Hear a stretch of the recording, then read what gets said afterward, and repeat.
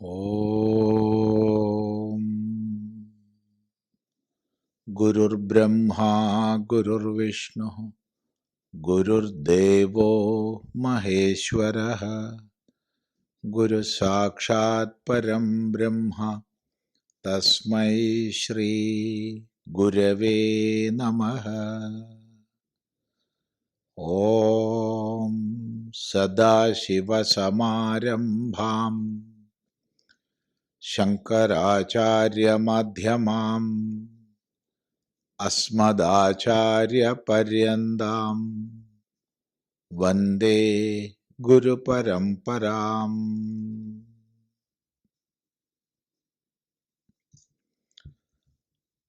വിഷ്ണു സഹസ്രനാമ സ്തോത്രത്തിൽ 22 ശ്ലോകങ്ങളാണ് നമ്മൾ ശ്രദ്ധിച്ചത്. തുടർന്ന് 23-ാമത്തെ ശ്ലോകം. ഗുരുർഗുരുതമോ ധാമ സത്യസത്യപരാക്രമഃ നിമിഷോ നിമിഷസ്രഗ്വീ വാചസ്പതിരുദാരധീഃ. ഗുരുർഗുരുതമോ ധാമ സത്യസത്യപരാക്രമഃ നിമിഷോ നിമിഷസ്രഗ്വീ വാചസ്പതിരുദാരധീഃ. ഗുരുഃ ഗുരുതമഃ ധാമ സത്യഃ സത്യപരാക്രമഃ നിമിഷഃ അനിമിഷഃ സ്രഗ്വീ വാചസ്പതിഃ ഉദാരധീഃ. ഇങ്ങനെ 10 പേരുകളാണുള്ളത്. എന്നാൽ ഭഗവാൻ ഭാഷ്യകാരൻ തൻ്റെ ഭാഷ്യത്തിൽ വാചസ്പതിരുദാരധീ എന്നതിനെ ഒരു വാക്കായിട്ടാണ് എടുത്തത്, ഒരു പേരായിട്ടാണ്. അപ്പോൾ 9 പേരുകൾ നമുക്ക് 2 രീതിയിലും പഠിക്കാം. ആദ്യം തന്നെ ഗുരുഹു. ഗുരു അജ്ഞാനത്തെ നീക്കുന്നവനാണ്. ഗും രാവയതീതി ഗുരു. അന്ധകാരത്തെ നീക്കുന്നവൻ ഗുരു.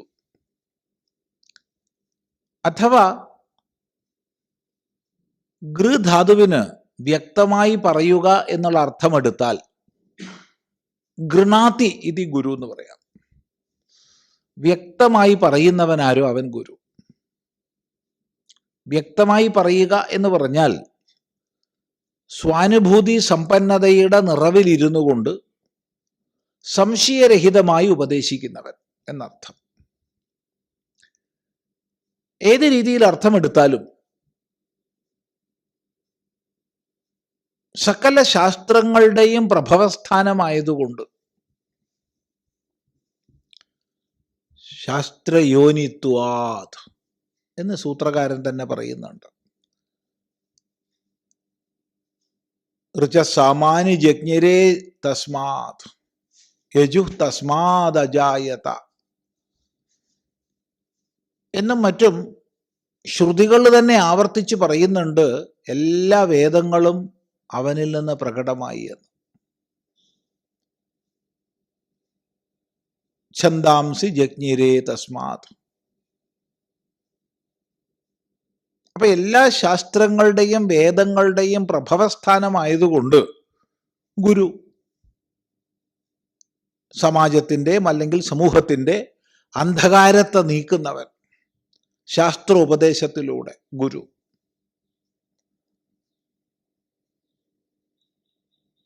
ഗുരുവിനും ഗുരുവാണ് ഗുരുതമൻ. അടുത്ത പേര് ഗുരുതമഃ. ഗുരുതമഃ 2 ഗുരുക്കന്മാരിൽ ഉയർന്നവൻ ഗുരുതരഹ. എല്ലാ ഗുരുക്കന്മാരിലും അഗ്രിമനായവൻ ഗുരുതമഃ.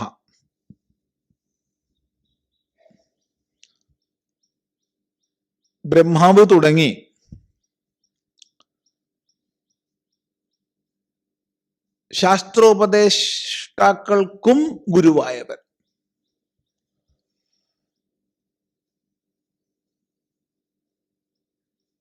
ബ്രഹ്മാവ് തുടങ്ങി എന്ന് പറയുമ്പോൾ കേവലം ബ്രഹ്മാവിനെ അല്ല, സകല ശാസ്ത്രോപദേഷ്ടാക്കൾക്കും ഗുരുവായവൻ. ഗുരുതമഃ. കഴിഞ്ഞ നാമത്തിൽ, ഗുരുനാമത്തിൽ പറഞ്ഞ പോലെ സർവശാസ്ത്രങ്ങളുടെയും പ്രഭവസ്ഥാനം എന്നർത്ഥം. ധാമ. ധാമം എന്നാൽ സ്ഥാനമെന്ന്, സ്വരൂപമെന്ന്, വാസസ്ഥാനം എന്നൊക്കെ അർത്ഥം.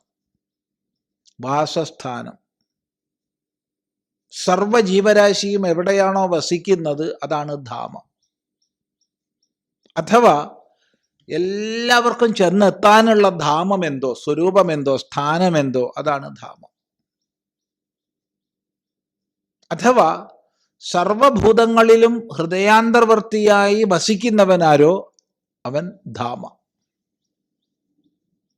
ഇങ്ങനെ അനേക തലങ്ങളിൽ നമുക്ക് ധാമശബ്ദത്തിന് അർത്ഥം കാണാം. സത്യഃ. സദ്ഭാവത്തോടൊത്തവൻ, ഒരിക്കലും നശിക്കാത്തവൻ.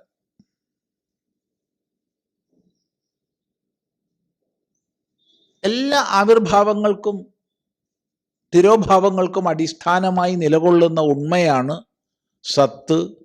സത്ത് തന്നെ സത്യ. സത്യം ജ്ഞാനമനന്തം ബ്രഹ്മ. സത്യസ്യ സത്യം എന്നൊക്കെ ശ്രുതികൾ ആവർത്തിക്കുന്നുണ്ട്. അപ്പൊ കാലത്തിനോ ദേശത്തിനോ അനുസരിച്ച് ബാധിക്കപ്പെടാതെ തൻ്റെ സത്താസ്വരൂപത്തിൽ ഉണ്മയായി നിലകൊള്ളുന്നവൻ സത്യൻ. സത്യഃ. സത്യപരാക്രമഃ. സത്യമായ, ഒരിക്കലും തെറ്റാത്ത, ഒരിക്കലും പരാജയപ്പെടാത്ത പരാക്രമത്തോടു കൂടിയവൻ.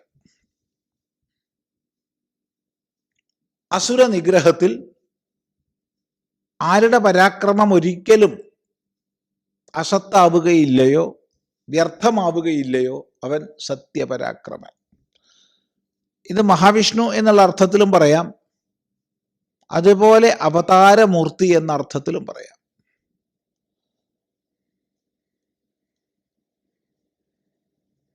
ഉദാഹരണത്തിന് ശ്രീരാമനെ സംബന്ധിച്ച് സാധു സത്യപരാക്രമഃ എന്ന് വാൽമീകി പറയുന്നത് നമുക്ക് പഠിക്കാം.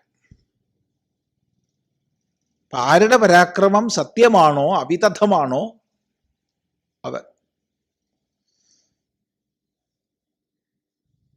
സത്യപരാക്രമ. നിമിഷഃ. നിമിഷഃ. വ്യത്യസ്ത തലങ്ങളിൽ അർത്ഥം പറയാം. നിമേഷയതി, എല്ലാത്തിനെയും അടയ്ക്കുന്നവൻ അല്ലെങ്കിൽ പൂട്ടിപ്പിക്കുന്നവൻ എന്ന് വെച്ചാൽ സൃഷ്ടിക്കപ്പെട്ട് വികസിതമായി വിലസിയ സമ്പൂർണ്ണ പ്രപഞ്ചത്തെയും പ്രളയകാലത്തിൽ, സംഹാരകാലത്തിൽ ആരാണ് ഒതുക്കുന്നത്, അടക്കുന്നത്, അവൻ നിമിഷഃ. ഈ അർത്ഥത്തിൽ പറയാം. ഇനി കാലസ്വരൂപനായിട്ട്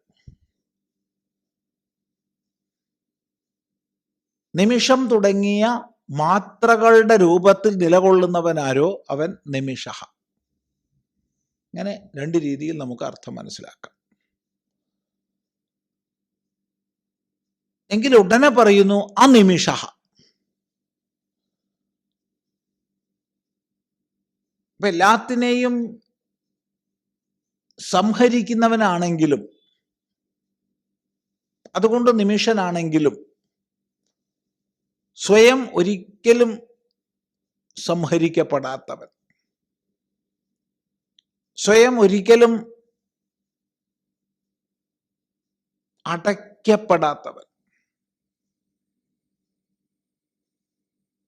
അവനാണ് അനിമിഷ.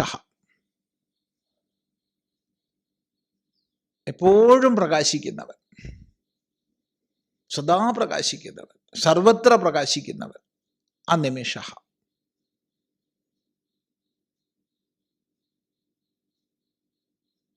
അതാണ് സാമാന്യമായ അർത്ഥം. വിശേഷമായിട്ട് അവതാരഗ്രഹണത്തിൻ്റെ വിഷയം വരുമ്പോൾ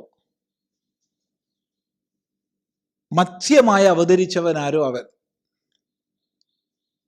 മത്സ്യം കണ്ണുപൂട്ടുന്നില്ല, ഒരിക്കലും കണ്ണുപൂട്ടാത്ത, നിമേഷം ചെയ്യാത്ത മത്സ്യരൂപത്തിൽ അവതരിച്ചവൻ അനിമിഷ എന്നും പറയാം. സ്രഗ്വീ,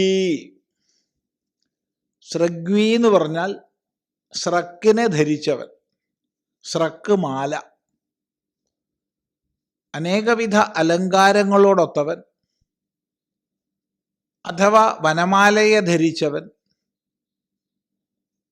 സമ്പൂർണ്ണ പ്രപഞ്ചവുമാകുന്ന മാലയെ ധരിച്ചവൻ, സകല ഭൂതരാശിയുമാകുന്ന മാലയെ ധരിച്ചവൻ,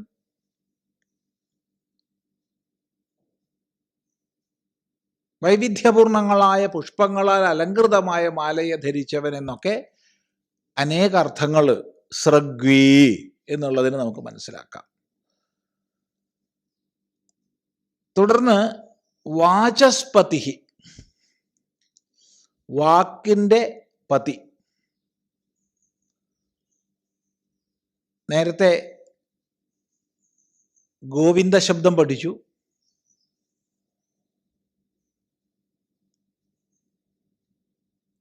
ഗോവിദാം പതി എന്നൊരു ശബ്ദവും പഠിച്ചു. അവിടെയൊക്കെ വാക്കിൻ്റെ, വേദത്തിൻ്റെ പതി എന്നുള്ള അർത്ഥം ആണ് ശ്രദ്ധിച്ചത്. അത് തന്നെയാണ് ഇവിടെ. വാചഹ, വാക്കിൻ്റെ പതി, നാഥൻ. സകല വാക്കുകളും ആർക്കധീനമാണോ, ആരിൽ നിന്നാണോ സകല വാക്കുകളും പുറപ്പെടുന്നത്, അവൻ വാചസ്പതി. അഥവാ വാക്കുകളുടെ പ്രയോഗത്തിൽ നിപുണനായവൻ, വാക്കുകളുടെ മർമ്മം മനസ്സിലാക്കി പ്രയോഗിക്കാനുള്ള ചതുരതയോടൊത്തവൻ, വാചസ്പതി.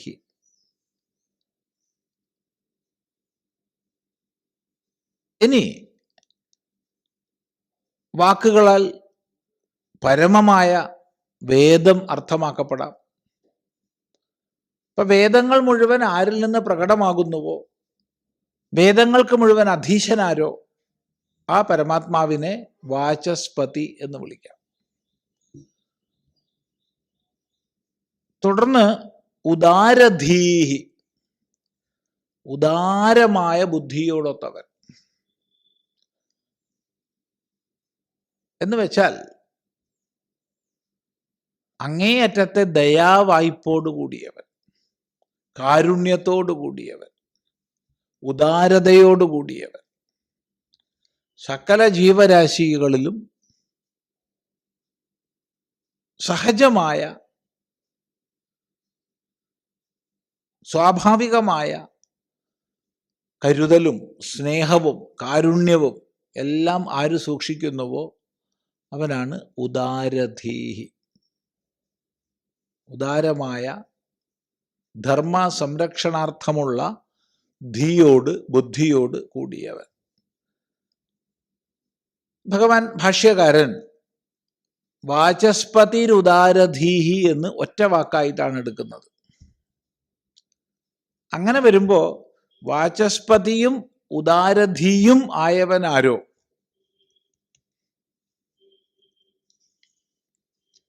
വേദങ്ങളുടെ മുഴുവൻ പ്രാഗട്യസ്ഥാനമായതുകൊണ്ട് വാചസ്പതി, വാക്കിൻ്റെ വിദ്യയുടെ പതി,